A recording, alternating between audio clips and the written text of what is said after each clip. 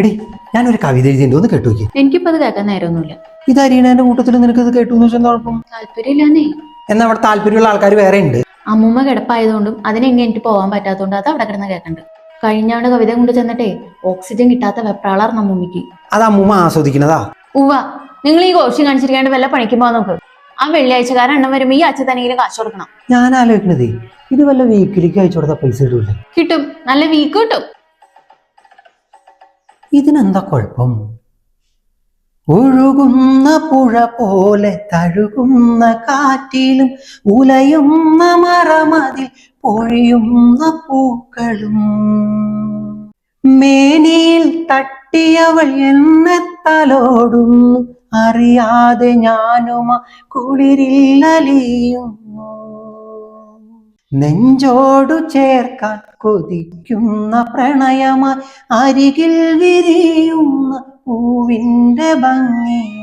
ഈ പൂവെന്ന് വെച്ച് എന്ത് പൂവായിട്ട് വരും? അതിപ്പോ ഏത് പൂവാണെങ്കിലാവാം. ഈ അരികിൽ വിരിയാൻ തയ്യാറെടുത്ത് വെക്കുന്ന പൂവെന്ന് പറഞ്ഞ റോസ് അല്ലേ? എടി പൂ പൂ എടി ഈ ചട്ടിയിലൊക്കെ ഉണ്ടാവണ പൂവിലടി പൂ. എടി ഈ മരത്തിലൊക്കെ ഉണ്ടാവണ പൂവിലടി പൂ. മതി മതി, എനിക്ക് കേട്ടിട്ട് വേറെ എന്തോ പോലെ തോന്നും. എടി ഈ വള്ളിമയൊക്കെ ഉണ്ടാവണ പൂവാടി പൂ. മതി, എനിക്ക് മനസ്സിലായി. എന്റെ അടുത്ത് അവളുടെ കളി. അമ്മു, റോസ് സുറ്റെണ്ണും കൂടി ഒളിച്ചാടാന്ന് നീയാണ് എല്ലാരോടും പറഞ്ഞെന്നാണല്ലോ പറയണേ. ഞാൻ ആ ചേച്ചിനെ കാണാൻ പോയതാ. അപ്പൊ ഇതേ അവര് പെട്ടി കൊടുത്തോണ്ട് ഓട്ടു. തൊട്ട് പുറകെ ചേച്ചി ഉണ്ടായല്ലോ. അത് കേട്ടാ ബെന്നിച്ചേട്ടൻ കയറൂട്ട് താഴെ വീണേന്ന്. ഞാനും കേട്ടു. നമുക്ക് എന്ത് ചെയ്യാൻ പറ്റും? പുള്ളി ഒരു വിട്ടുവീഴ്ച മനോഭാവമുള്ള ആളായിപ്പോയി. നീ ഇങ്ങനെ ചുണ്ടുമ്പോ പാട് വരുത്തിയ ആൾക്കാർ കാണുമ്പോ എനിക്ക് നാണക്കേടാ. പുറത്തിറങ്ങിയ ആൾക്കാരും ചോദിക്കും, എന്റെ പെണ്ണുമ്പിളയും ചോദിക്കും, ചുണ്ടത്തെന്താ പാടുന്നു? ചുണ്ട് വിട്ടുപിടി. എന്തോരു സ്ഥലമുണ്ടീ വേറെ. ഞാൻ അവയ്ക്കാതി പറയാന്ന് വിചാരിക്കരുത്. എന്തിയടേ? ഇവിടെ അടുത്തല്ലേ, 5 മിനിറ്റ് പോലും വേണ്ടല്ലോ. വേഗം വന്ന കൈയോടെ പൊക്കാം. നീ ഇന്നാള് പറഞ്ഞ പോലെ വല്ല ആയിരിക്കും.